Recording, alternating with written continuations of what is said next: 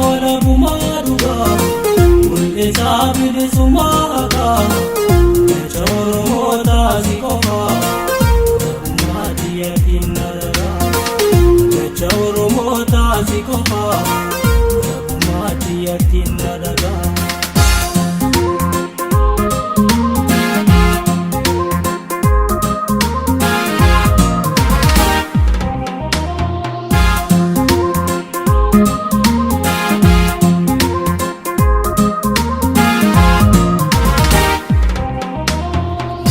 Mafimida jarrato kofture idam fonkolchite boga makide ida gabrumati kabson si pikide iga gototatin sensi tole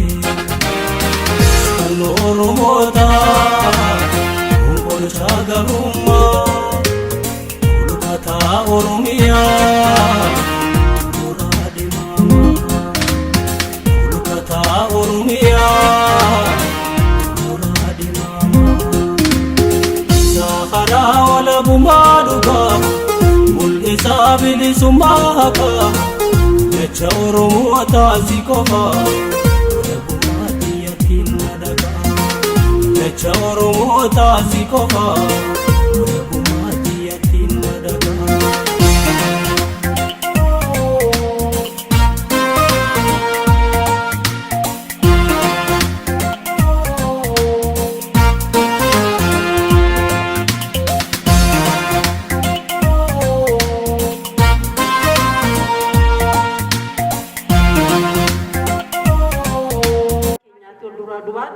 Ebba manguddonni ta'a erga manguddonni ta'e booddee hayyoonni adda bilisummaa Oromoo hoggantoonni adda bilisummaa Oromoo ibsa bal'aa nu kennu gaafii deebiis ni qabna caabiiftu ganamaa irrattis akkasumas immoo hawaasa Oromoo irrattis immoo yaada adda addaa ni kennamaa jechuudha.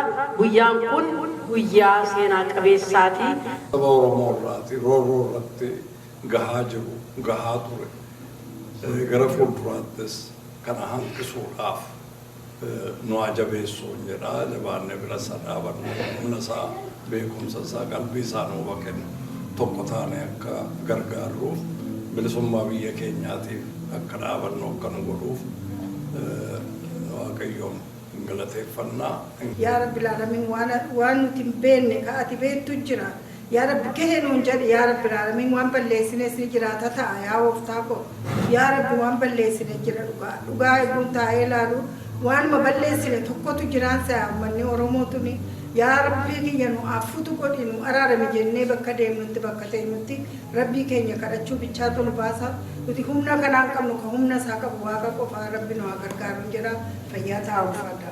Guyyaa Waaqayyoo muka qottoo keessaa nu godhiin warra afaan wal jala darbu nu godhiin yaa Waaqayyo warra afaan tokko dubbatu warra yaada tokko hordofu warra dhugaa ofiif falmatu nu godhi jennee tokkoon keenya manguddootu hin ta'in namni midhaan nyaatu tokkoon dhalaaf dubartiin hundi keenya Waaqayyoon kadhachuu qabna isa argannes immoo Waaqayyootti galateeffachuu qabna. Fireettan koo har'a waggaa dheeraa dura obboleeyyan keenya shinnigatti yeroo wareegaman amantiidhaan addaan hin baanu naannoon addaan hin baanu jedhanii lubbuu tokkotti qaban kennani. Har'a lafee isaanii dhiiga isaanii irra gubbaarratti waan abdatuun ta'e waan arganne jira yaadachuu qabna. Oromiyaa jira har'a afaan Oromoo dubbatama ani bakka dhalatti afaan Oromoo dubbatamu dhoowwaa ture mana barumsaatti dhugaan siniin jedha isa argameefis Waaqayyoon galateeffachuu qabna isaaf immoo yaa Waaqatti nu guutu jennee.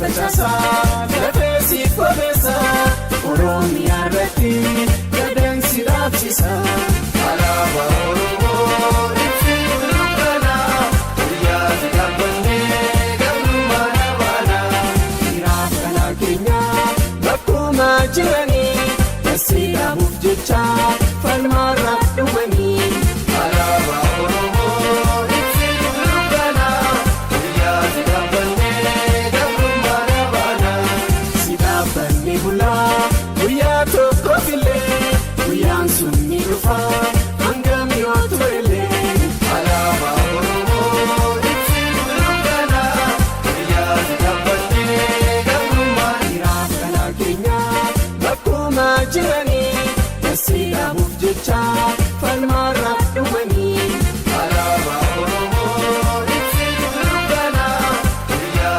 gabbannee gabrummaa dhabaana si dhaabbanni bulaa guyyaa tokko filee guyyaan sun ni dhufa hangam yoo turellee alaabaa Oromoo ibsi dukkana guyyaa gabbannee gabrummaa dhabaana asxaa sindarayyaa abdii walabummaa dhiigaan garsi dhaabnaa lafaajii tokkummaa jedhanii asitti nu argamuu keessaniif maqaa konyaa mul'isa abbaa gadaa abaa'oo magaalaa Torontootiin baga nagaan dhuftaniin isiniin jaalladha. Itti aansuudhaan guyyaa kana akka inni itti eegale maaliif akka eegale yoom akka eegale takka takkaan isinii ibsan.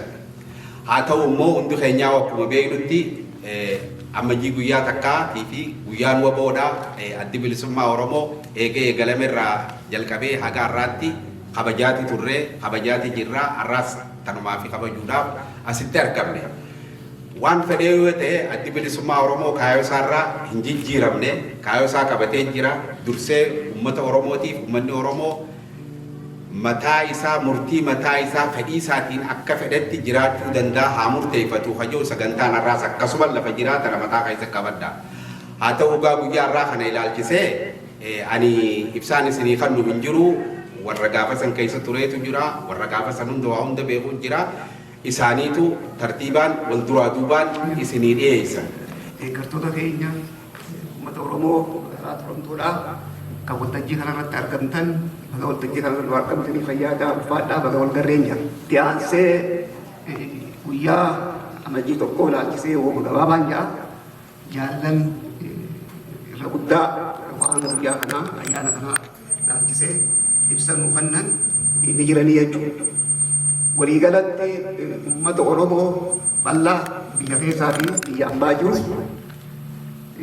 akkasuma uummata keenya kanarra waltajjii kanarra jirtan akkasuma addatti waraana bilisummaa Oromoodhaa kan yeroo ammaa kana diinaa wajjin falmaa guddaarra jiru walumaa gala hundaanuu baga guyyaa waboo amajjii tokkoo fi bara haaraa bara 2025 baga nagaan geenye baga nagaan waliin geenye baga gammaddanii jechuu barbaadaa jechuudha. Barri dhufuu kan injifannoodha kan uummata keenya dararaan nama keessa jirurraa baafnee bilisummaa isaa gonfachiisu akka nu ta'u hawwii qabuun asumaan nu dabarsaa jechuudha. Waan guyyaa amajjii irratti kanumaan ja'a akkumaan jedhee jaallanti dabranii jechuudha. Haala uummanni keenyaa fi mootummaan takka itti sun keessa jirtu gaggabaabsee tokko irra guddaan zamanni ammaa kun zamana informaashinaati irra guddaa haalli takkaas odeessi guddaan karaa sooshaal miidiyaatii fi karaa adda addaatiin jira jechuudha. Har'a uummanni keenya haala takkaa argamee beena keessa rakkachaa jira. Yoo gabaabsinee keenya roorroo uummata keenya irra gahaa jiru daangaa dabree jira. Akka itti himanillee nama rakkisa jechuudha. Kanaaf uummanni keenya beekuma jira. Uummanni keenya jireenya keessa jiru haala hamaa gaagaamaa keessa jira. Akkanatti yoo itti fufe Oromoon dhabamuuf ta'a jiran. Oromiyaan dirree lolaa taatee diigamaa jirti.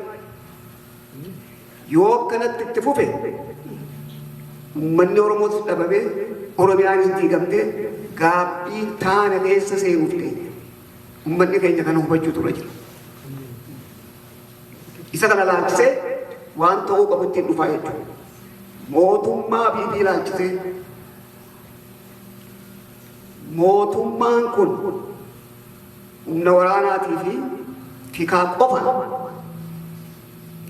mootummaa biyya saniin gaggeessa jedhee rakkachaa jiru. Mootummaan sirnaa kan sirnaan biyya san gaggeessaa jiru hin jiru jechuudha. Mootummaan kun jalqaba irraa kaa'ee rakkoo siyaasaadhaa karaa mariitiin waliigalteedhaan haasawaan fixuu diduudhaan rakkoo siyaasaatiin waraanaan fura jedhee waraana biyya sanitti harka 70 biyyattii keessatti akka lolli deebisamaa jira. Karaa ikonomiitiin biyyi kuftee jirti. Namni akka namaatti biyya keessa jiraachuu dadhabee rakkachaa jira. Namni biyya sanii harki 70 jireenya isaa guyyaadhaa akka nama tokkotti keessatti Oromiyaa keessatti akka hin jiraanne keessa jiraataa jira jechuudha. Karaa dippiloomaasiitiin biyyi sun kufaatii guddaa keessa jirti. Dhageettii silaa duraan qabaachaa turte hunda har'a qabaachaa jirti. Kun waan miidhaa irraa harkaa jirtanii jechuudha. Waan mootummaan kun biyyoota ollaa irratti gaggeessaa jiru har'a mootummichi Itoophiyaadhaa gaafa Afrikaa mootummoota gaafa Afrikaatii fi biyyoota addunyaatiif akka sodaatti ilaalama jechuudha. Karaan dippiloomaasiitiin kufaatii guddaa keessa jira. Guyyaa tokko dura warra addunyaadhaa kan biyyoota nagaya qabanii irratti hojjetan kan baasan har'a Itoophiyaan biyyoota 20 addunyaa irraa sodaachisoo ta'an kan namni dhaquu hin qabne jedhan baasan keessa jirti Itoophiyaan.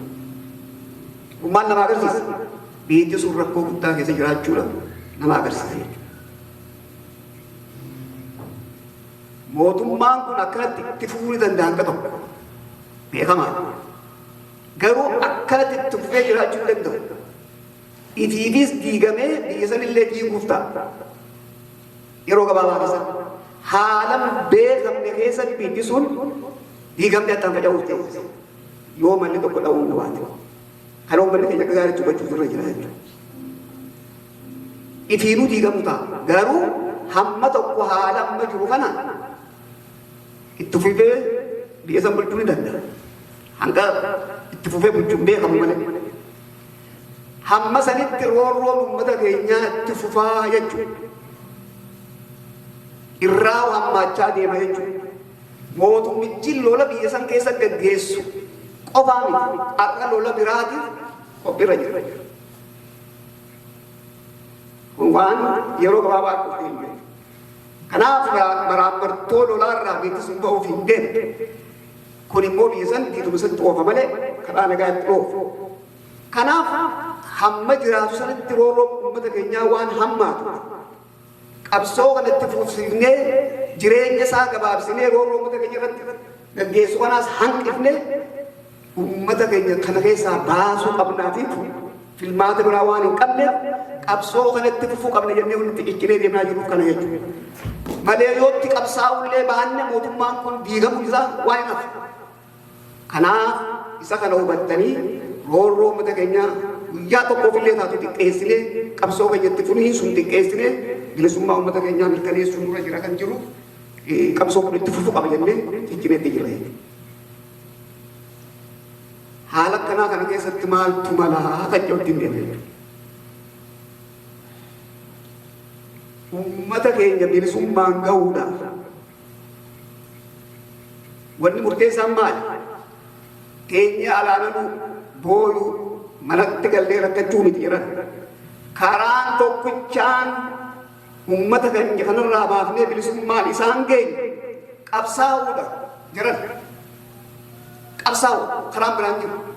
Uummata gabroome tokko bilisummaa irraa kan bahuu danda'u ka'ee yoo qabsaa'e akka sabaatti akka uummataatti ka'ee yoo qabsaa'e qofa roorroo sirraa hanqisu bilisummaa argachuu bilisummaa boodallee akka ummataatti addunyaa kana jiraachuudhaaf namni humna ta'uu ture jira jechuudha.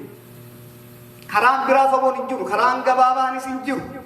Keessattuu warri biyyaadhaan dhageeffadha akka gaariitti. Karaan gabaabaan bilisummaa fidu tokkollee hin jirutti qabsooni malee.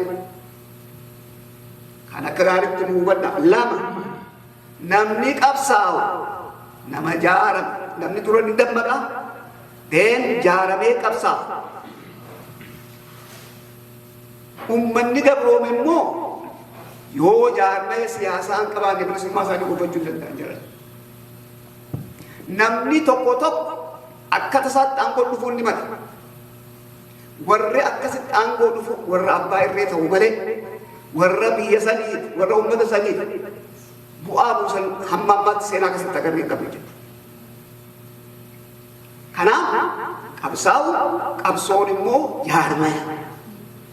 Jaarmanni siyaasaatu rakkoo siyaasaa furee ummata gabrummaa raasee bilisummaan isaan gaha. Kan uummanni Oromoo fudhachuu qabna. Karaa biraatu hin jirre maraamartoo keessa jirru kana keessaa bahuutu irra jira. Uummanni biyyaan ba'a. Uummata keenya bilisummaan ga'uuf qabsaa'uun immoo jaarmee siyaasaa qabaachuu. Kasadaffaa waraana bilisummaa Oromoo qabaachuu. Uummanni tokko qabsoo isaatti jabeessee akeekaa fi sagantaa kaayyatti san bakkaan ga'u humna barbaachisa. Humna waraanaati kan biraan jiru. Humni waraanaa kan qabsoos deeggaru kan dhuguu bilisummaan argamtees biyyaa fi saba tiisu ta'ee argame jechuudha. Addunyaa kanarratti biyyi waraana hin qabne jirti. Takka naa himaale. Tan Islaamaafis, tan Kiristaanaafis hundi tan diinaallee tan waraana hin qabne jirti. Addunyaatu kan waa sadeen kana barbaachisa.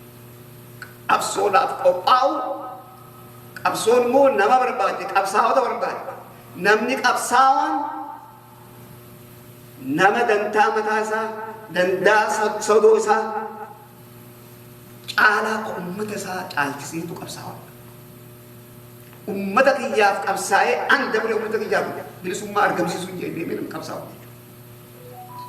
Kana barbaadde qabsoon bilisummaan qabsoo malee hin dhuftu. Qabsoon immoo wareega barbaadde, aarsaa barbaadde. Aarsaa kana yoo kafaluudhaaf qophoofnee kaane malee bilisummaan uummata keenyaa mirkanaa'u tokko hin danda'u. Aarsaan kafalamu kun immoo sadarkaa adda addaa qaba. Ilmi Oromoo hundinuu waan danda'u qofa qabsoo kanaaf gumaachuu danda'u qaba. Waan hin dandeenye qabsoon nama hin gaafattu. Ka lubbuu gaafattu lubbuu gaafattu. Ka qaamni itti irratu qaama irratu. Kan beekumsa qabu beekumsa gaafatu. Kan qabeenya qabu qabeenya gaafatu. Karaa kan hundaan yoo kaanee qabsoon qofa bilisummaa keenya argachuu dandeenya. Kanaaf qabsaa'uu jaarmayaan qabsaa'u waraanaan qabaatanii qabsoo yoo gaggeessine qofa bilisummaa keenya argata.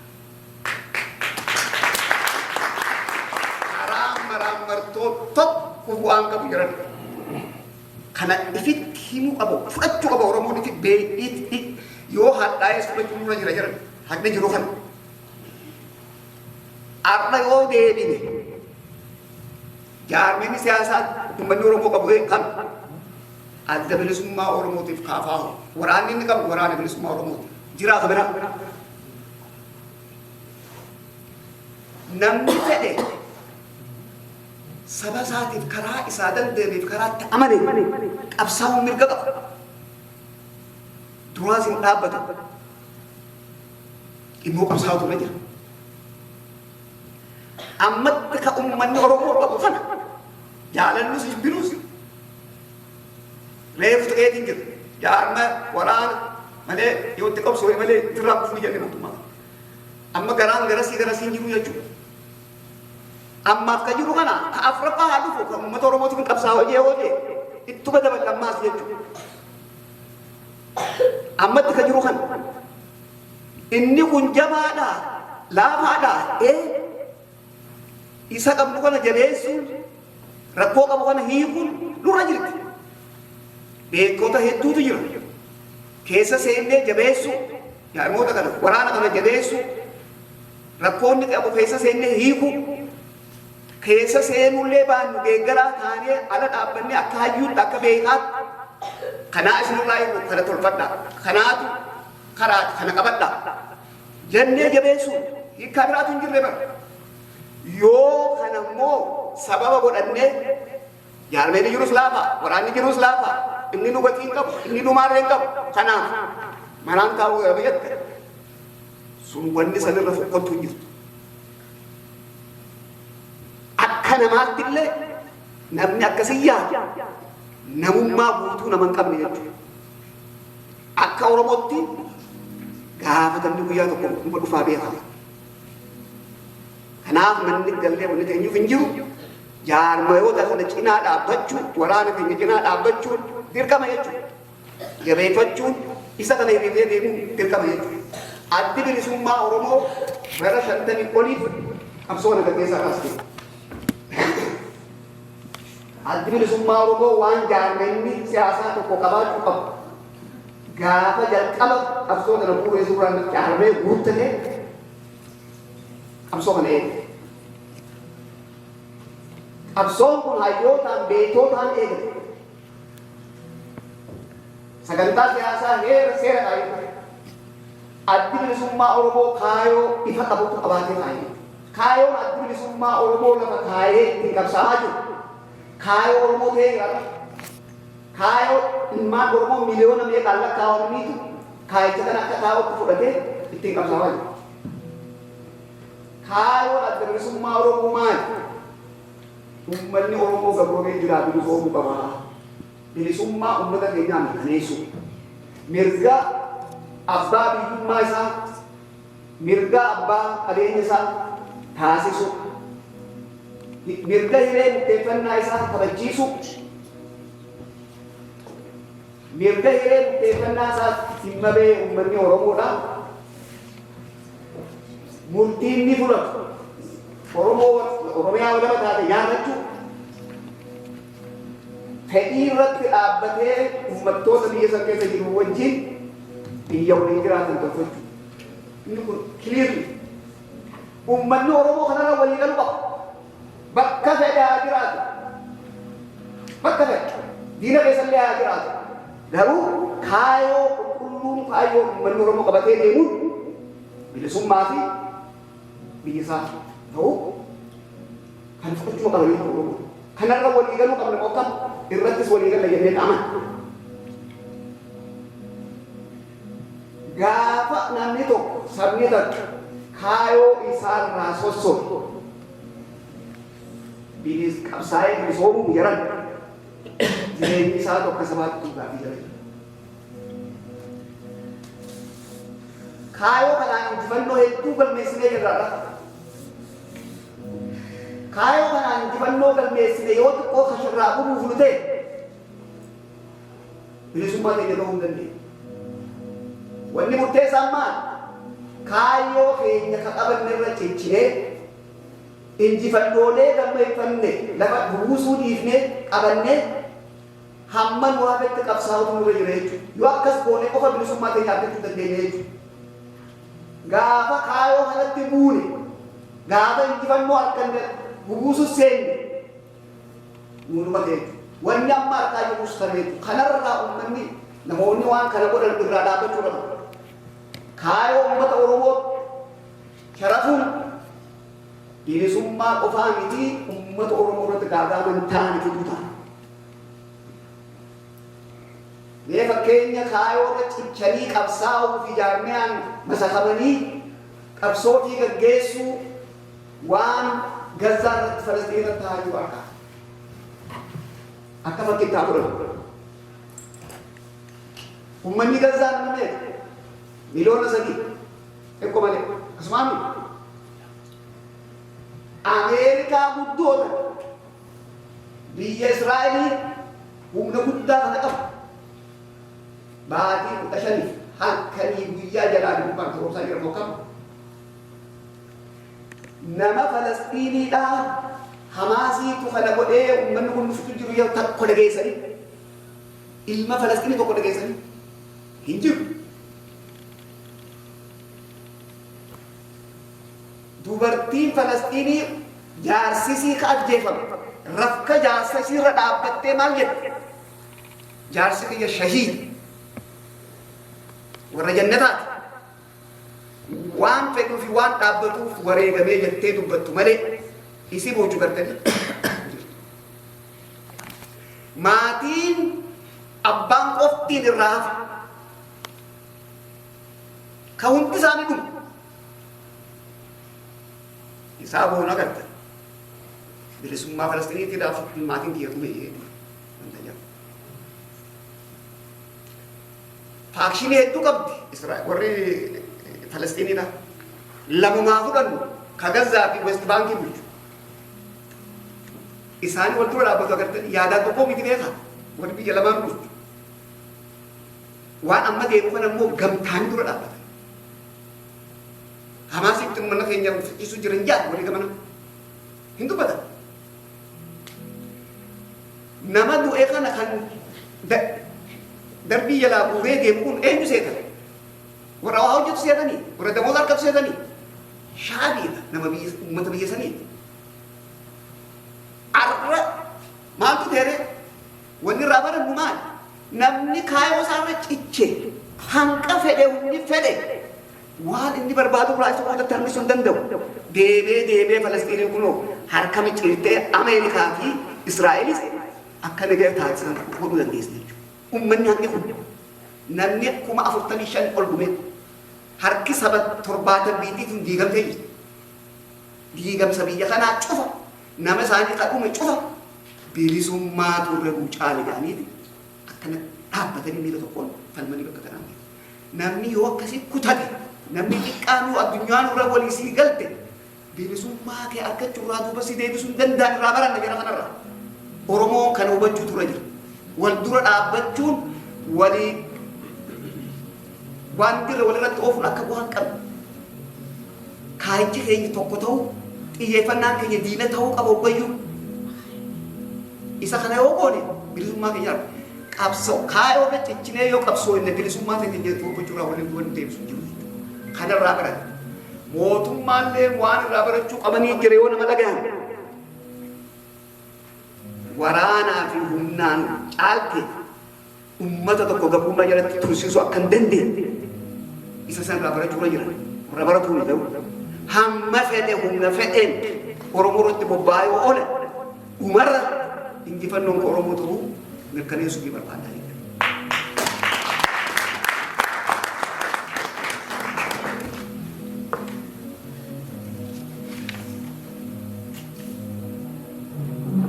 Siyaasni silaa beekamaa siyaasni aangoo fi humna waan gara biraan qabu nuti siyaasaa obboo hojjennu aangoo gonfachuu fi humna ta'uuf akkasumii akka abaa'ootti immoo abaa'oonni aangoo barbaadu ummata Oromoo aangoo isuudhaa fi qabsoodha jechuudha. Aangoon ka ummataa biyyuma addunyaa tana hunda biroo dimokiraasii of fudhattan aangoon ka'e inni kan ummataa aangoo ummataa qaba. Kanaaf nuti aangoon ummata Oromoo harkatti deebi'uu qaba kan jennuuf aangoo san ummata keenya aangoon sun humna taasisuu qabsoodha jechuudha. Ka murteessu ummata warri arra aangoo irratti wal dinnu waan irra wal dinnuuf dhabnee isin jechuu barbaada.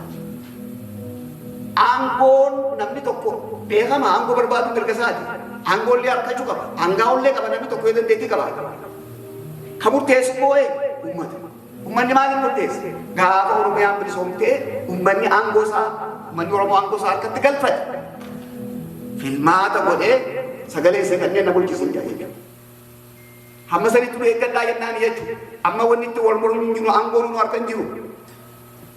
Aangoon ummata harka taa'ee jiru kan murteessu ummata gaafa sana abbaan fedhe filamee ummanni filmaata isaatiin aangoo isaatti kan inni bulchi yaa'anii hanga fe'e. Mootummaa akka barbaadu jaalatee jechuudha. Kanaaf nama tokko aangoomsuudhaaf hin qabsoo hin nuti. Sirna gabroonfataa jiisinee sirna ummata keenyaaf ta'u malu bakka buusuuf qabsoo.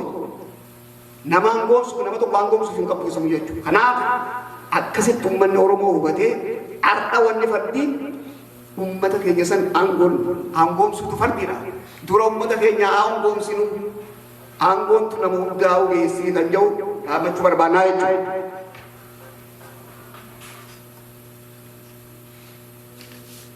Addi bilisummaa Oromoo bara 2018 biyya galuun isaa beekama.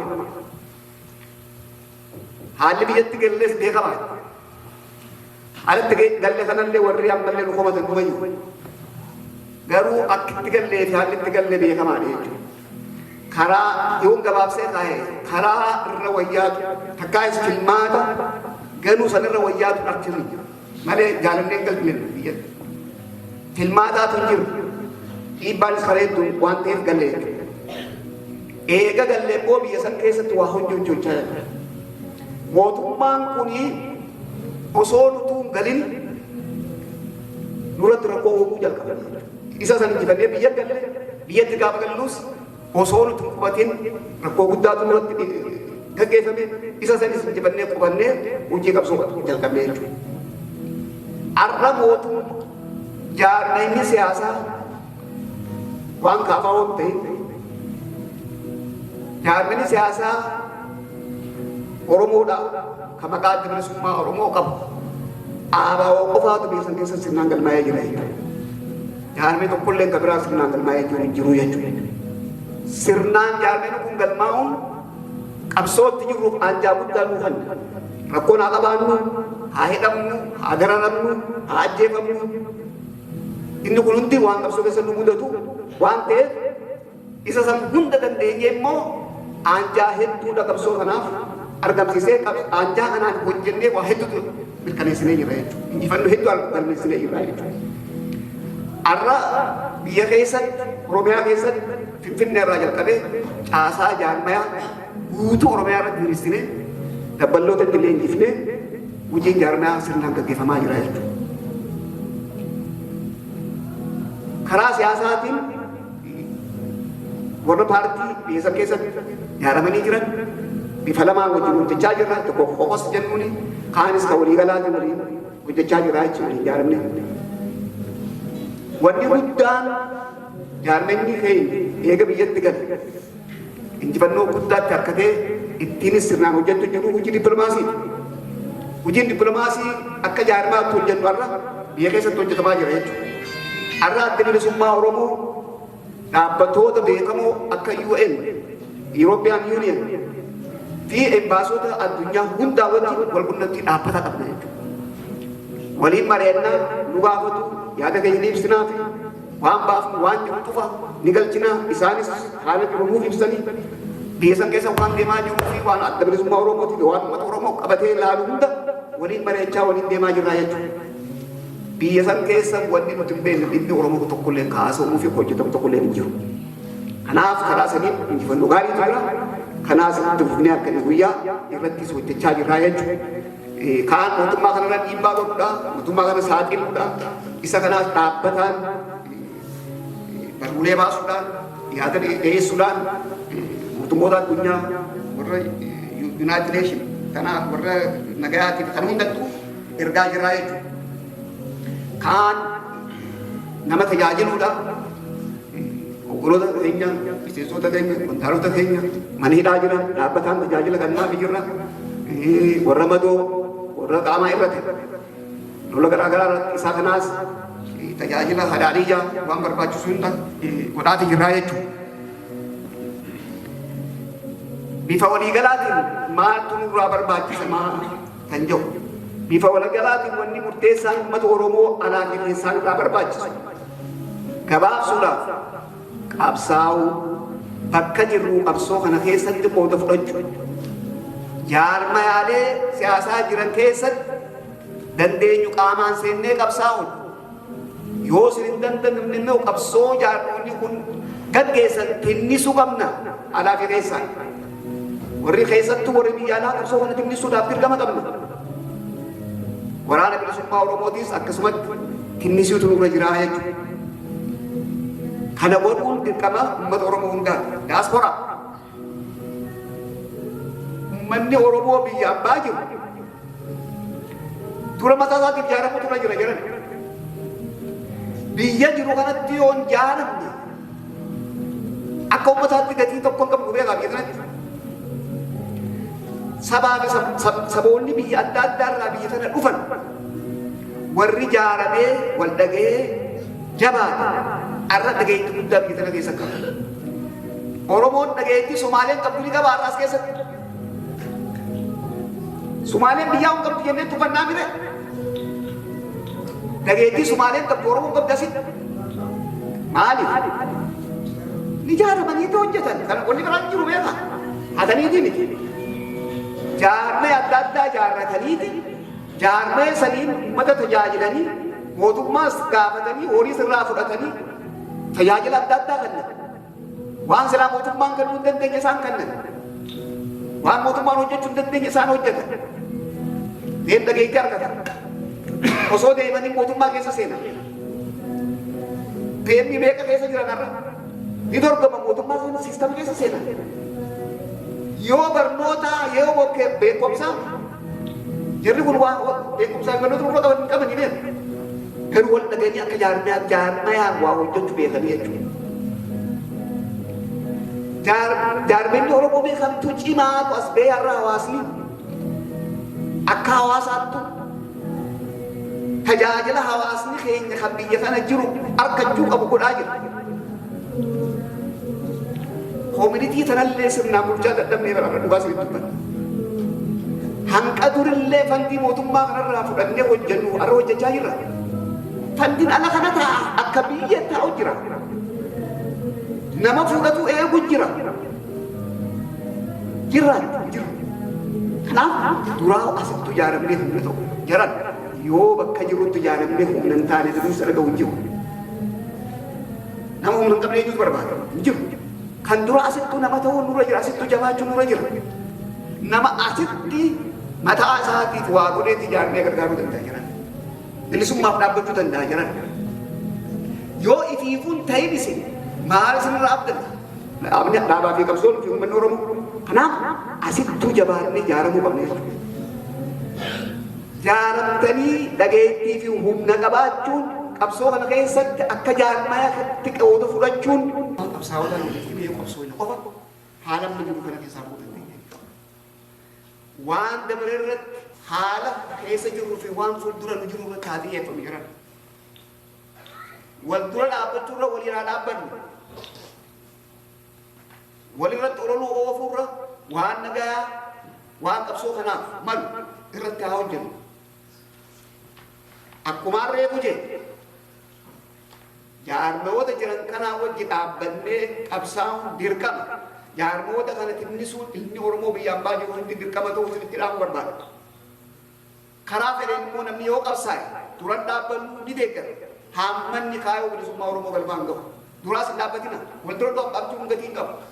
Ka dura dhaabbannu gaafa kaayoo irraa jijjiiramne jechuudha. Kanaafuu isa kana hubannee uummata keenyaaf karaan gabaabaa jaarmayaan jaaramnee jaarmee siyaasaa jiru jala hiriirree waraana bilisummaa Oromootiif jaarmee siyaasaa deeggarree tinnifnee uummata keenya kana keessaa baasuudhaaf halkanii guyyaa hojjechuu nurra jira.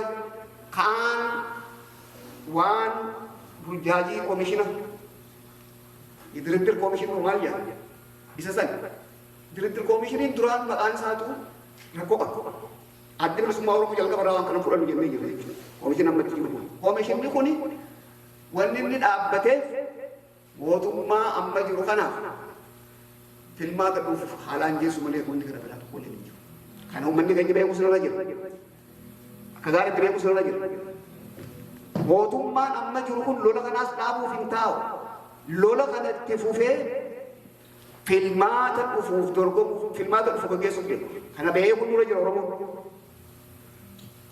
Wanni koomishina ja'an kunis isa sana ajjeesaa jira. Sirna biyya saniitu katti buluu jijjiiruuf deema. Sirna pirezidaantiidhaan godhuuf deema. Kun koomishinni kun waan godhuuf taa'u. Waan labsuuf taa'u. Oromoon beekuu qaba. Wanni amma isaan walgahii adda addaa godhanii buuran kun mata duree mootummaan PP takkaas paartiin PP itti dorgomuuf. Yoo dhageessanii jiraattan caffeen Oromiyaa, naabeen Oromiyaa, Finfinneen Oromiyaa taatu maaree haa taatu jedhanii waan wanni dur gaafatu dhiyeessan maali? Filmaataan dorgomuu fi waan gara biraan qabu jira. Jarri waan tokkollee murteessuuf hin taa'u. Namaas fidanii waliin mariisisuuf hin ta'an. Waan funaanan kanaa fi sirna san tolchaniiti maatii takkaat waan hafee fi asirraa fuudhee. Sababni isaan isa badaniis yeroo ilaatan malee nama mariisuuf biyyaan lafa kaa'uu ta'an. Kan Oromoon beeku ture jiru. Mootummaan kun akkanaaf hin taa'u filmaataaf deema. Osoo filmaanni sun hin geenye qabsoofnee mootummaa kana dhaabuu qaba. Ofirraa buusuu qaba. Takka akkami cirree akkanni taa'ee bareetee rakkoo biyya sanii siyaasaadhaan karaa nagaatiin furu taasisuu qabnaa. Injifannoon uummata Oromoo haa ta'u fayyaa ta'u ulfaata. Yeroo irratti hundaa'ee dhaamsa adda bilisummaa Oromoo akeekaa fi gorsa bal'aa nuu kennee hedduu haa galatoomu. Itti aansuudhaan guyyaa waboodhaa ilaalchisee Jaalrooraas ibsa gabaabaa nuu kennaa haa dhaggeeffannu. Walitti dhufeenya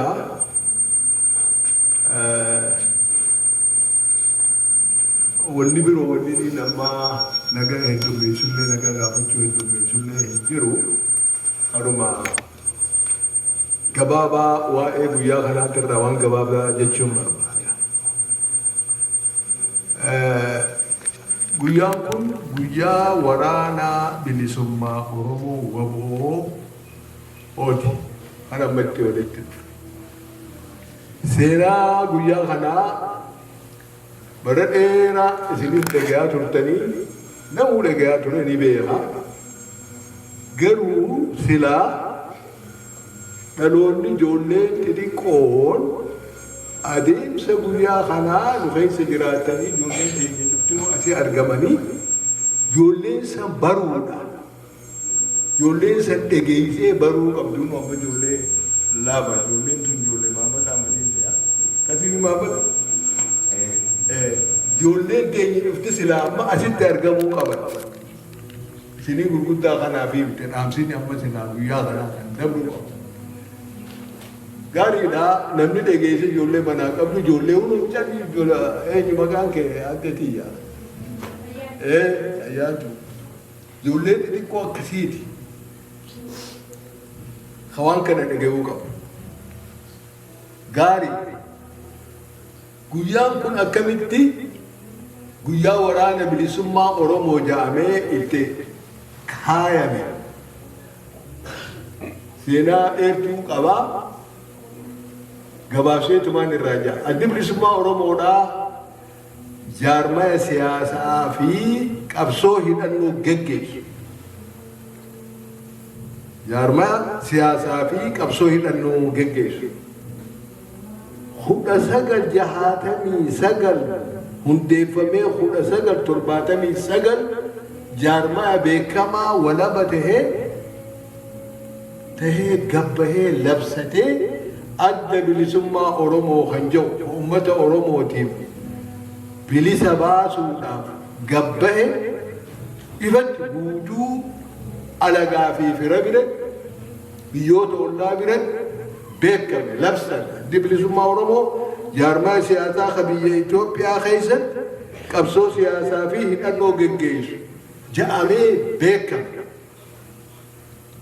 Sana booda addi bilisummaa Oromoo bara 1974 lola duraa rasaasa duraa warri duraa biyya seenee carcar karaa xirrootitti lola bananii adda bilisummaa Oromoo ka siyaasaan bara 1973 utubame san jaarmaya qabsoo fi hidhannoo ta'uu jaallansa mirkaneessan. Yeroo sanitti mootummaan Itoophiyaa jedhee gurra banee illoo wanni kanaan jala seente jedhee bara. Jaallansan yeroo sanitti siyaasaa Oromoodhaa ummata Oromoo illoon Oromoon ni jira. Dhukaateetis diina ajjeesuu ni beeka. Nuti illoo yoo kaane hifinna jedhee biyya keessaa fi biyyoota ollaa fagoo, biyyoota Arabaa, biyyoota Soomaalee, biyyoota kana cufa keessatti mataa waliin qabatee jaallan gaasan dura seenaa dheertuu biyya arabaa keessatti jaallan barnoota fudhatanii dhufan san keessan deebi'u hedduudha dheertuudha. Deemamee tasagaltamii kudha sagal torbaatamii afurii san deemtee achumatti xiqqasho gufattee torbaatamii jahatti deebi'ee adda bilisummaa Oromoodhaa bakkatti deebisee lola jalqabe. Lola jalqabee baha Oromiyaatii fi kibba bahaatiin lola jalqabee isaa kana keessa deemaa jiru. Soomaaleen biyya Oromoo Awaashii gad kibbaan deebis baale Boorana hanga Gujiitti sarara kaartaa maappii isaanii jala kaayyatanii lola banan 1977 lola baname kana keessatti adda bilisummaa Oromoo yeroo sanittiif gadhaabee waraana isaa hanga qabu sochii isaatti jiru mootummaan Soomaaleedha maalitti dhufte Soomaalee abboo Soomaalii galbee jettee humnoota Oromoo dhala Oromoo jaarrattee dhufte yeroo kanatti gaa Oromoo Soomaalee abboo fi Soomaalii galbeetiin cabsanii jilbiifachiisuudhaaf akkuma mootummaan daddabiititti Tigroonni jaarratanii OPDO dhufatti Soomaaliinis Oromoo jaarrattee dhufte. Addi bilisummaa Oromoo jara kanaan lola seen Soomaalii waraana Soomaaleetii fi keenyuma kana kan gartee jaaramee dhufeen lolee ahaa jarri kun loon keenya jedhee warri hidhatee dhufe irra guddaan adda bilisummaa Oromootitti harkifatan Soomaalii jalaa gadi qe'e kan addaa faca'e. Yeroo dana keessatti addi bilisummaa Oromoodhaa mootummaa Soomaalee mootummaa dargiitii wajjin bara 1978 hanga 79 walakkeessa karaa dhumaatitti mootummaa nama wajjin lolaa ture. Lola kana cufa irraa dandamatee addi bilisummaa Oromoodhaa 1979 dhumarratti mootummaan Soomaaleetiif baqattee kuttee mootummaan Itoophiyaatiis tasgabbooytee adda bilisummaa Oromoo akka cabsuu riphee lolaa balleessuu hin dandeenye argitee booda deebittee humna kiyyaa wayyeeffadha jettee humna taraaraa kiblaxoon filaxoo maal jaan kana cufa qopheeffachuudhaaf qabbanooti. Hangana addi bilisummaa Oromoo deebi'ee gadhaan yeroo kana keessatti hoogganni bilisummaa Oromoo waliin dhufee bara 1980 mee guyyaa tokko guyyaa waraana bilisummaa Oromoo kan waboo waraana bilisummaa Oromoo kan jiru godhan dhagee hoogganni adda bilisummaa Oromoo walgahii isaati irratti guyyaa kana labsatee murteeffate.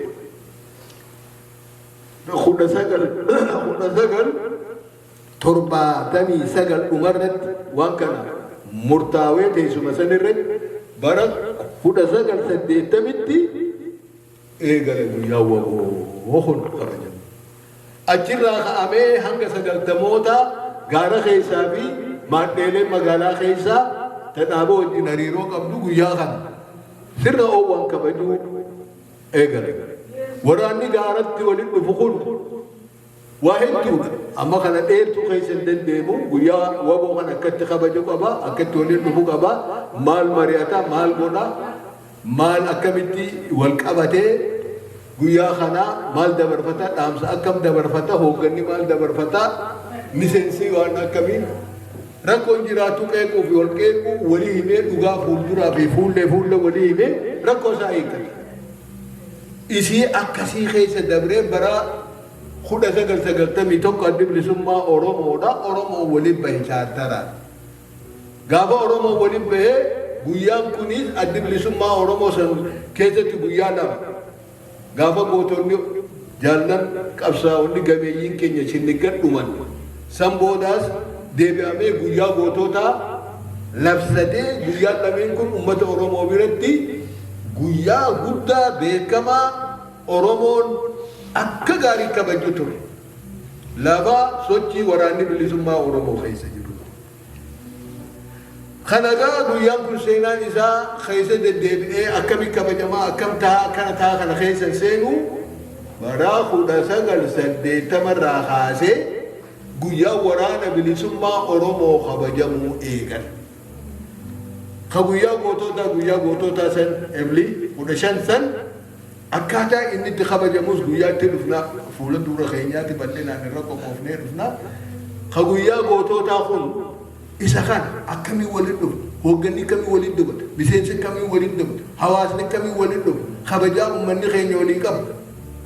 Kabaadiyyaa, kamagaalaa akkamii kabajaa waliin qabu. Jaalala, jaallummaadhaa, obbolummaadhaa akkamii waliin qabaa. Achi keessa guyyaa san walitti harkise.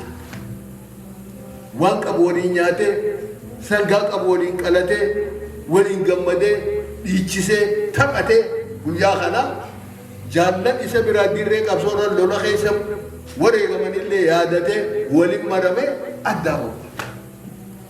Guyyaan kun seenaa qabeessa guyyaa kanaati. Kayfii qaamaan keessa turree beeka.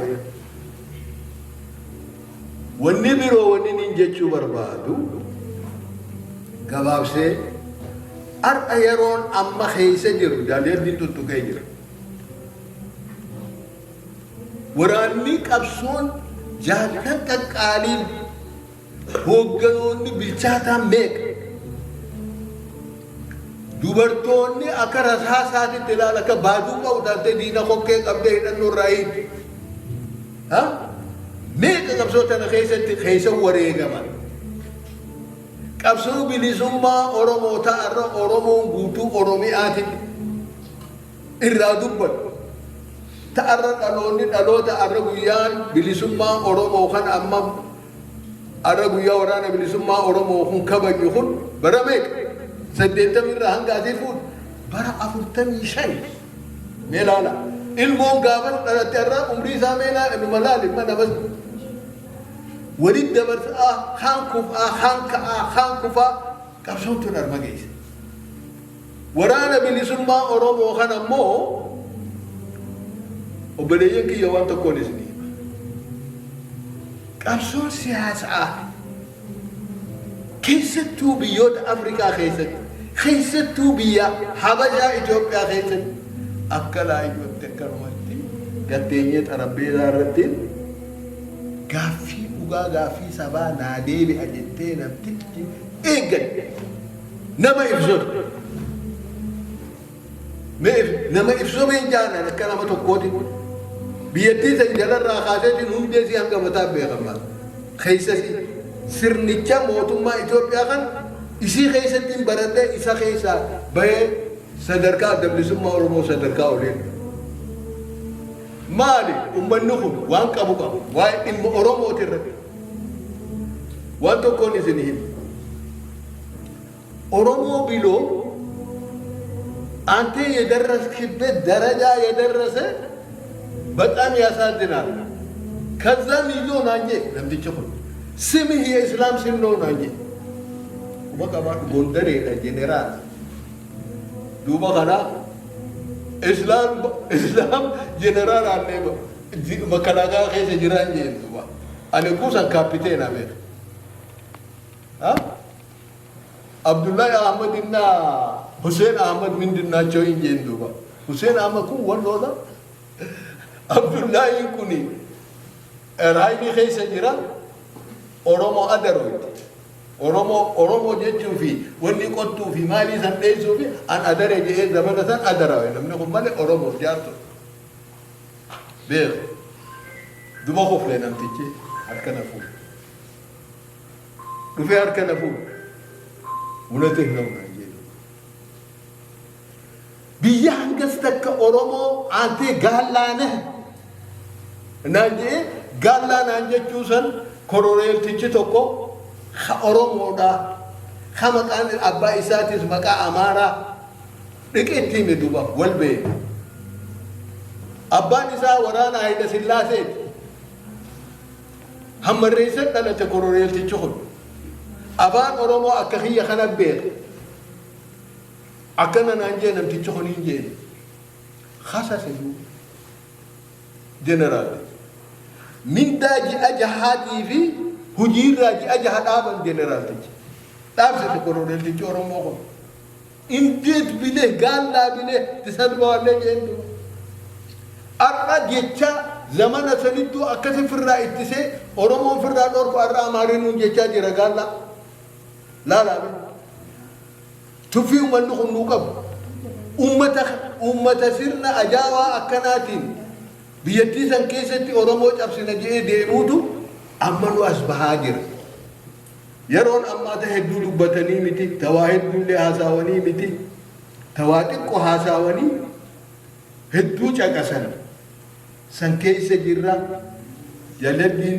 ريبتو تكينجر guyyaa kana irra wanni walitti dhufneef dhaamsa gabaabaa maal taanaa fuulli keenya durri maal ta'uu qaba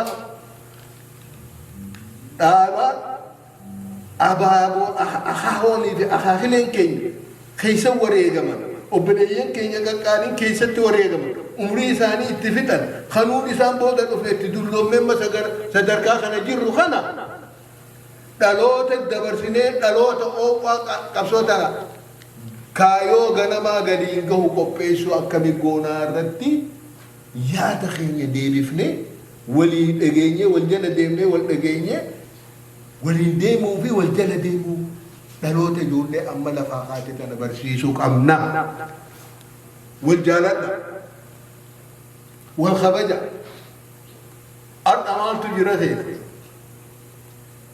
nama mootummaa keessa jiru hin badhaadheeffatina akkami qabnee finnee mooraa teenya galchina jallaa keenya akkami qabnee gamana finnaa ijoollee teenya tan har'a gaara seentee lubbuusii kan'aa jirtu tan keessa anaatiitu tichi ana je'ee olii gad fiigee burraaqee ijoollee tan harka keessa naqatee diiguudhaaf kanuma dheengadda arginu kanuma garaa nu belbelchaa jiru waraanni ibidda waraana keessa harka naqatan waraana keessa namni hin beekne keessa seen namni saayinsii militarii hin baranne keessa seen namticha waan waraanaan beekne namti saayinsii waraanaan beeknetu waraana keessa harka naqatee ajajaa waraanaa ta'uuf fiigaa jira argina amma ijoollee tana warra akkasitti ijoollee tana keessa harka naqatee ijoollee tana bittinneessuu deemullee qawween shan Oromoo gaara keessa jiraachuun maqa adda bilisummaa Oromoo 91 kabajaatti godhe maal waraana gattaa'ee barkurtii irra taa'ee faranjii wajjin akka dubbatu qoqqoodhe bara woboo qabaachuu isaati bara adda bilisummaa Oromoo TPLF fi wayyaaneen warri PLF Eritiriyaadha mormoo ol qabatanii koota uffatanii waraana isaanii boonanii nuti Itoophiyaa qabanne jedhanii akkasiin morman ol qabachaa turan anis niin qabaceen bahaa fi dhiyaarraa abaa'oon Londanitti akkasi kursii irra taa'ee akkasiin morma ol qabee Oromiyaa irra jedhamtu tanaa fi afaan Oromootii fi waan amma mootummaa Oromiyaa jedhamu tan gaafas achirra akka hiree murteeffannaa seera Itoophiyaa irra taa'u gaafas godhame. Kanaafuu andaamsi baay'ee kan inni dabarsu wal kabaja jaarmaa keessa biiftuun ganama waan taa'e isiniin kun warri dur jirtan mataa walii qabanna ijoollee warra isin fakkaatuu fi warra isinii gadi if jala qaba nuun manguddoon tunilleen walitti dhufnee akkamitti kun hawaasa keenya kuma reefu jaaladdiin jedhe hawaasa cimaa keessaayi jaarma inni cimaa kanaaf jabaadhaa kanaataa wakiyyaa dheereessu asuma irratti hin dhaaba seenaa yooni dubbanna jenne seenaa dheertu kanaaf wayyaa ta'a galatoomu.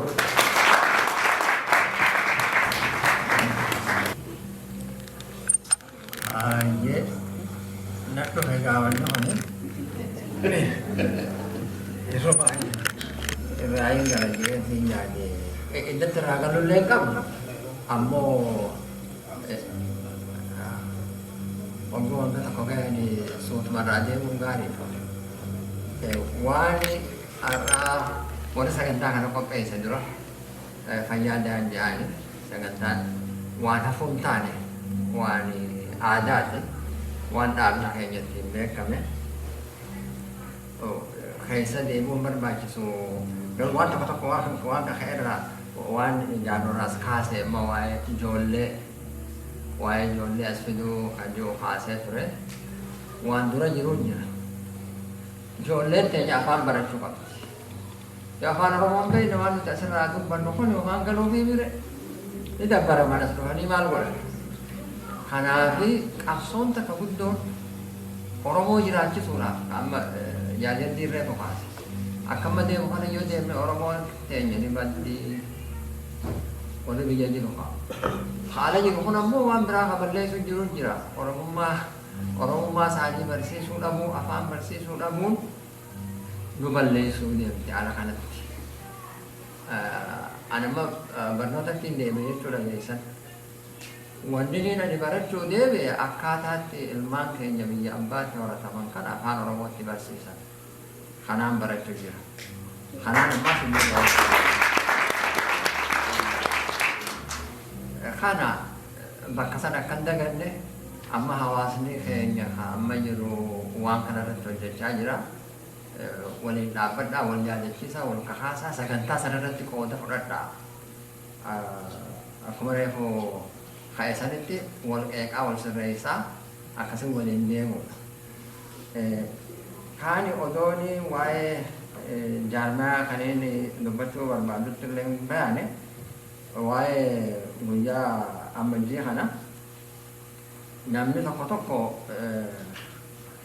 guyyaa Oromootii fi bara haaraa jeetii walitti hidhee ilaala. Wanni bara haaraa san dhimma keenyaa miti beekaa barri haareenni keenyaa miti.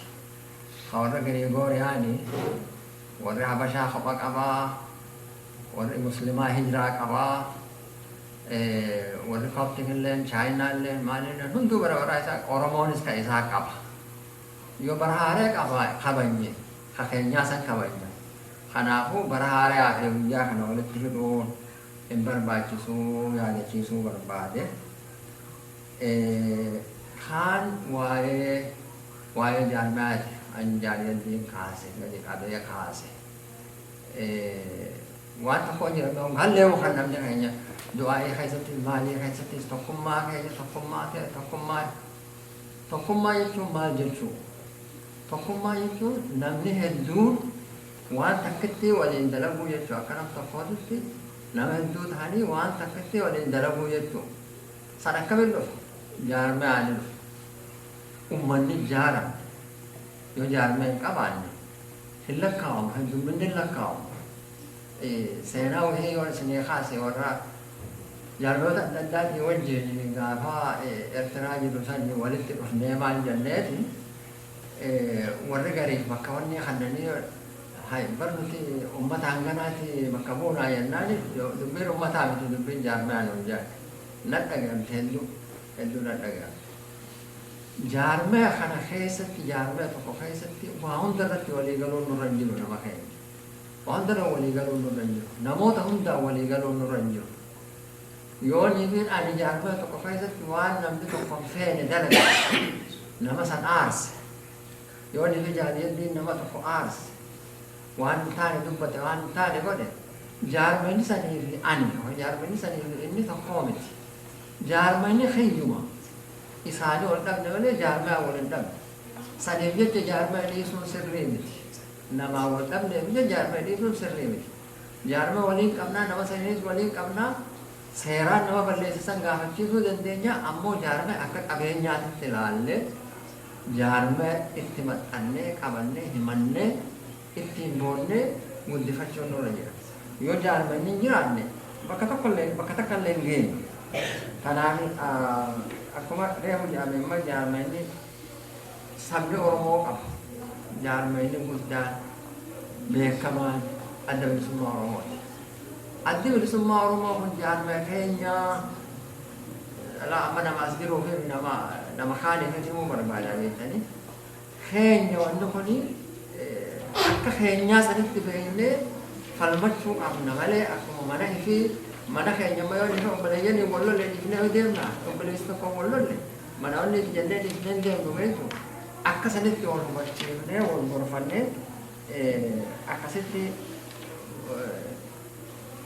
qabnee jabeeffannee guddifannee alagaa bira ogguu dhumarama namni ogguu Oromoo ogguu jedha adda bilisummaa Oromoo wajjin warri alagaa haadha qashu waan adda bilisanii adda bilisummaa Oromoo wajjin so waan san ittiin boonuu qabna eenyummaa keenyaa waliin jiraa hayyoo sanii hubachiisuun barbaade egaa jaarme malee walii dalagamuu danda'u jechuudha kan lammataa dhumarra waliin jechuu barbaadu Oromoon wal fixu jira nuti Oromoon waliin gallu nuti Oromoota Oromoo ajjeesa Oromoo saama wanni kun sirrii miti ciftuffachuudha ummanni hundinuu ummanni addunyaa jiru kun hundinuu ha keessatti lolan qabne hin jiru hawlin ajjeefnees hin jiru hawlin saafnees hin jiru amma fakkeenya reefuu jaaliyyaddiin nu kaase warra Falastiinii kana adeera saatu ilma adeera tahuuf galaafate kanne Yahyaayyaas jedhanii dhibeetaa namicha waa wanni tolchuuf beekamaa tahe adeera saatu galaafachiise amma gaa maal jenna isaanii isaan bala ajjeese jenna isaanii isaan fixe jenna haaluti lolluun sirna namni sirna saniif dhaabbatu Oromoos tahe Hararii tahe Soomaalii tahe maalii tahe diina ka Oromummaaf dhaabbatu Oromoos tahe alagaas tahe ilmaan Amaaraa olaanaa bilisummaa Oromoo keessa akka jiran ani gaafaan dhagu ajaa'ibaan godha jaalgalaa isaan dhahe Saduri amma jara akkasiisanii jira warraan ani beekuu jira waraana bilisummaa Oromoo keessatti kan wareegaman jechuudha kanaafuu qabsoon goonu qabsoo shanyiitii miti wayyaanee wanni lolleeniif waan ilmaan Tigraay ta'aniifi miti wanni lolluuniif waan Amaara ta'aniifi miti waan fedhii ummata Oromoo dura dhaabbataniif abbaan fedhii ummata Oromoo dura dhaabbatu diina Oromoo fi Hollol meeshaa diinaatii fi hamilga Oromootiif dhaabbatu wallolee akkuma diinaan laalla Oromoo dhaawanii kana irraan fudhatinaa irraan bitatinaa jechuun barbaade.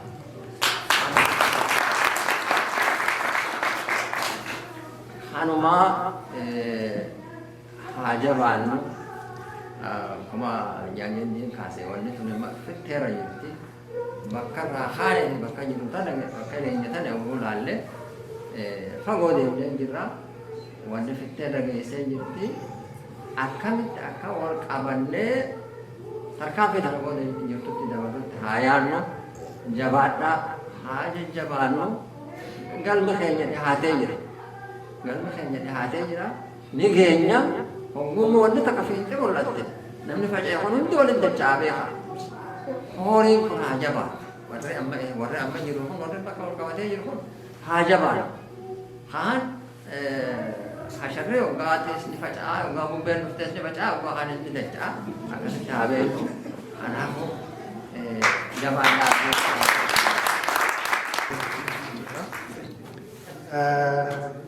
Baga geessanii guyyaa amajjii guyyaa waraana bilisummaa Oromoo akkasumallee guyyaa bara haaraa hooggantoota qabsoo akkasumallee cimchoota qabsoo mooraa tiksanii haga ammaatti dhaamsa isaan nu dabarsan hooggana isaan kennan dirree irratti dabalatee hedduu galatoomaa jechuu barbaadna.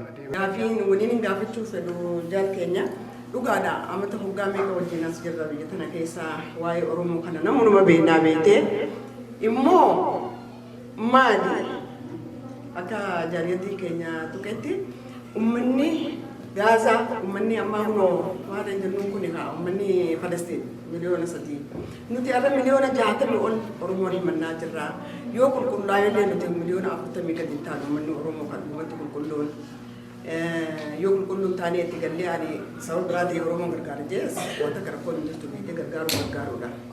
Kanaafuu nuti maaltu waan akkasiisan akkas ta'uu walitti jaarramnee tokko taanee wal bira dhaabbannee dhugaa jirtu walitti himnee wal amannee wal jaalannee wal ammachuu san maaltu nu dhoorke maal jettanii yaaddanuu isin akka nama tokkotti akka jaaliyyatti isin lamataa dhugaadha qabsoon teenya karaa boodatti hoggaachi deebine hoggaa 40 hoggaa 50 keessa jirra.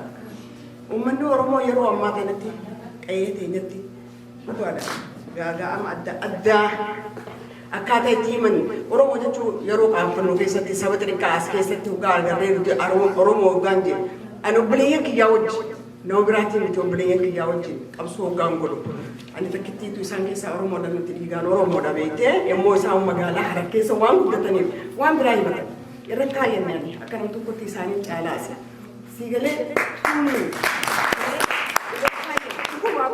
boleh jauh di dina, yero coba dina, boleh jadi mana bahar, tiga mana bahagia, mana bisa magala Harar kisah buddatan, ada sedih buddatan, juga awan bukan juga bersedia tunggunya, kesini atas tadi nuti, wari arra asgil, hogas, menaiti kisah tercada cang, gak sifi arra, mali berkisah, bagi gone apa?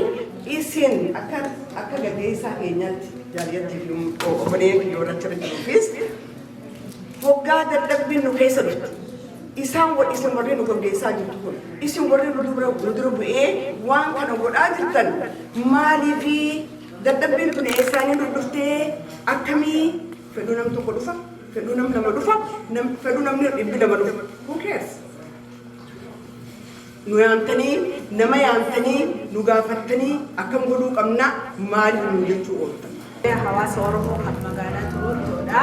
Addi bilisummaa Oromoo hogganoonni isaa hundinuu akka galatoomaa isin jaanii amichaarraan kan dubbatanii fi hawaasni magaalaa Torontoodha yoomiyyuu adda bilisummaa Oromoo ABO yeroo mara akka waliin jirru har'a qabsoo bilisummaa Oromoo keessatti addi bilisummaa Oromoodha. Hawaasa jaarmee cimaa kan yeroo mara karaa dhugaatti haqaatti kan deemu waan ta'eef nutis akka hawaasaatti qaama isaanii irraa waan taaneef yeroo mara waliin jirraa afeerraa keessaniif baay'ee galatoomaa ja'anii galatoomaa isanii ja'a. Dhaabi keenya caasaa adda addaa qaba. Fakkeenyaaf saabaa waan jira. Sagalee bilisummaa Oromoo hin jira. Waldaan gargaarsa Oromoo hin jira. Hundumtuu hojjechaa jira jechaadha. Kanaatiif keessumatti karaa gargaarsa Oromoo biyya keessa rakkoo akka maqaa siyaasaa kanaatiif waraana jiruuf nagaa dhabuudhaatiin namni keenya rakkoorra jira. Sanallee mootummaan achi jirullee kanan beeksisu. Beekamaadha kuni namni nagaa akka ta'e biyyi nagaa akka ta'e ofii akka jiru minaan illee taanaan bakkeetti akka ergaa jiran haasa'u garuu haa ta'uyyuu malee namni keenya beela'aa jira dhukkubi babal'achaa jira rakkoonni bahee nagadachuu danda'ullee nagadachuu hin dandeenye inni qotee jiraatu bahee akka garaasaatti qotee maal ta'ee jiraachuu hin dandeenye kanaatiif waldaan gargaarsa Oromoo yeroo yeroodhaatiin waamicha isinii godhaa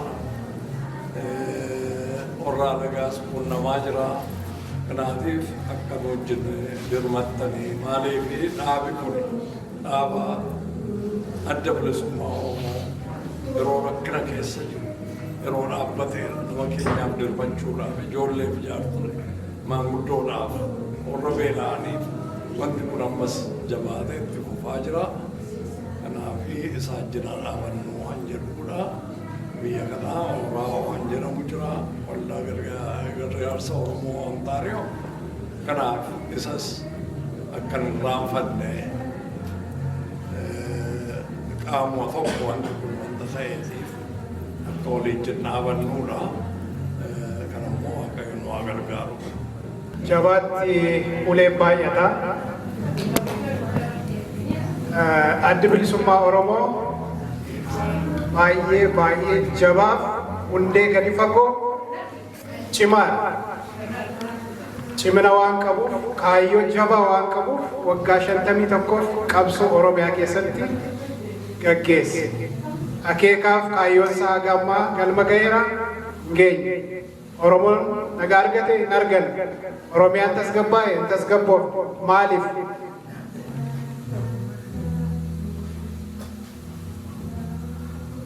Abbaa qeetu qeetti hin deebine.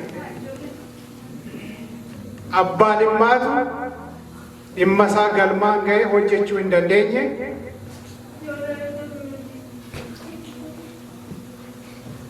Eenyummaa saba sanaatu hin kabajamne. Sirnatu gad hin dhaabbanne. Sirnatu hin jiru. Biyya sirna hin jirre keessatti nagaaf tasgabbiin yoomiyyuu dhaabachuu hin danda'u. Kabajni hin jiraatu. Qabsoon bilisummaa Oromoo kuni waa tokkotti fakkeessuun barbaada. Konkolaataa namni hundumtuu qabatee deemu kuni nama kalaqetu jira. Injiinara kalaqetu jira. Injiinarri suni yeroo hojjetu paartiin meeshaa konkolaataa sun hundumtuu maal akka ta'e maal faayidaa akka kennu sirriitti beeka. Isa sana walitti fidanii warri suphanii tajaajilaaf dhiyeessan immoo jiru.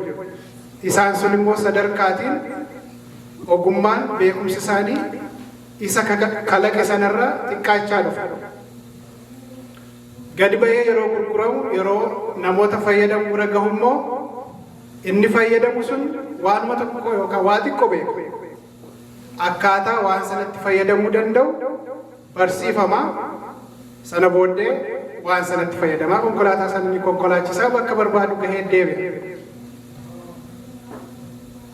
Qaama walitti suphame sana keessaa tokko yoo hanqate garuu namni inni fayyadamu suni konkolaataa sana hin dhaaba yookaan nama ogummaa sana qabutti deebisee geesse. Qabsoon bilisummaa Oromoo kalaqa qabsoo sanaa isa gudunfe sanatu kaayyoo uummata keessa kaa'ee dhaloota keessa kaa'ee facaasee magarsee waan magarsee waan biqilche waan firii argamsiisuu danda'e argimsiise sana funaannatee abbaatti ta'ee bakka manatti galfachuu dadhabe. Kanaafuu biyya sana keessatti nagaaf tasgabbiin kan inni jiraatu addi bilisummaa Oromoo waan kalaqe sana, waan dhugaa sana, waan kaayyoo sana abbummaadhaan yoo jiraachisuu danda'e qofa Oromiyaaf Itoophiyaan nagaa argatti. Konkolaataa hundumtu bitatee ittiin boonaa isa waanuma konkolaataa sana hin beeknetu itti jira miti. Laphee dhibeetti deema. Ammas qabsoo karaarraa kutatanii karaarraa fudhatanii akka sabaaf ta'utti otoo hin ta'in akka daldala qabsoo akka daldala mana meeshaa tokkotti qabatanii namoonni fiigan furmaata uummata Oromoo fidan tokkoyyuu hin jiru. Yeroo injifannoo dheeressu yoo ta'e du'aatii harmoolee, du'aatii dargaggeessaa, du'aatii uummata Oromoo heddummeessu yoo ta'e malee furmaanni tokko Oromiyaa keessatti argamus dhufus hin jiraatu. Qabsoon baay'inaan miti kan hojjetamu. Namoota muraasa Oromiyaa kan raasaa jiru miliyoona 60 yookaan 40 miti. Caasaa murtaa'e, caasaa hojii hojjetutu waraanaanis siyaasaanis waggaa 50 kana gaggeesse har'as hojjechaa hin jiru sanuma. Furmaannis Oromiyaa keessatti kan argamu qaamotuma qabsoo kan kalaqan, qaamotuma qabsoo kana abbummaan keessa isaa beekan, faayidaa isaa beekan, egeree isaa beekan, hawaasa kanaaf murteessu maalis akka barbaachisu warra beekan qofaatu Oromiyaaf, Oromoof, lammiilee Oromiyaaf, lammiilee Itoophiyaaf wanta barbaachisu gumaachuu danda'a. Isa kana Itoophiyaa qofaa miti addunyaatu beeka. Addunyaan waan harkistuuf waan duubatti harkistuuf qabdi. Maaliif? Oromiyaan abbaa yoo argatte tasgabbiin naannoo sanatti yoo uumame faayidaa argatantu xiqqaachaa deema. Waan nyaatantu xiqqaachaa deema. Meeshaatti wal ajjeesnu gurguratantu xiqqaachaa deema. Hafaa deema. Kanaaf addi bilisummaa Oromoo waan sana hundumaaf furmaata akka ta'e addunyaatu beeka.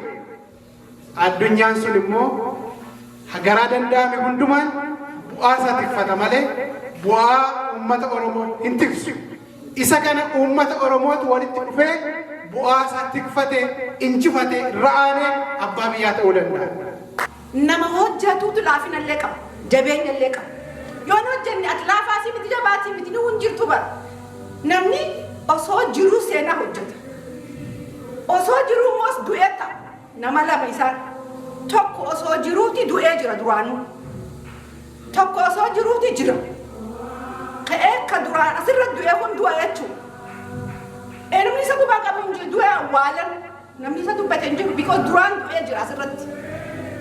Namni jiru immoo duraani jiraami abalu. Abalu jaanii namni miidiyaan ni dubbataa namni ni aboo namni kun nama gaarii aboo namni kun jaanii seenaan isaa osoo jiru labsamtee abalu akkanaa jee seenaa kaayee kaan gargaaree kaan godhe saba isaatii dhaabbatee lubbuu isaa takkitti qabsan saba isaatii kanneetti wareegamee maqaan isaa ta'a jechuudha. Arra hogganoota arra nuti kaayoo isaanii jala deemu jiru maqaa beekna malee isaan hin beeknu arra. Isaan ammoo deemanii maqaan isaanii jiraachuu jira jechuudha. Akkasuma ka duraan asirra du'e sanii duu jira beekaa. Isa maqaa isaallee hin beeknu, duu isaallee hin beeknu jechuudha. Maaliif duraanuu du'ee jira moo qaba asirrattu. Namni osoo jiruu du'a asirratti. Nama jechuun ka osoo addunyaa kanarra jiru saba isaatii hojjetee fa'aan warra isaatii hojjetee alaamana isaatii ollaa isaatii hojjetee arra asirra jiraatee nama jiru jaa. Kaan nama du'e asittuu. Wagguu du'ne ammoo ka du'e saniifis du'a dheeyna ka jiruufis du'a dheeyna. Ka du'e jira mara du'a isaatti dheeynaa dura. Ka osoo jiru san osoo jiru abaluu keenya akkanaa jennee fakkii isaa fudhanne isa san jabeessinee isa jala deemudha. Sigalee arra nuti akka hawaasaatitti hawaasni kuni amma hammima jiru kuni dachaa kana kudhan ta'uu danda'a. Arra wanni nuti hawaasa keenya kan magaalaa Turumtoo keessaa itti dhaammannu nuti addi bilisummaa Oromoodha. Yoo shantaanees nuti nama dhibba namni tokkicha sa akka nama dhibbaan hamma duunutti keenya tun dachi jala gaddabartutti nu bira kunus ilmaan keenyatti akkuma duraan jaansanitti ilmaan keenyatti dabu.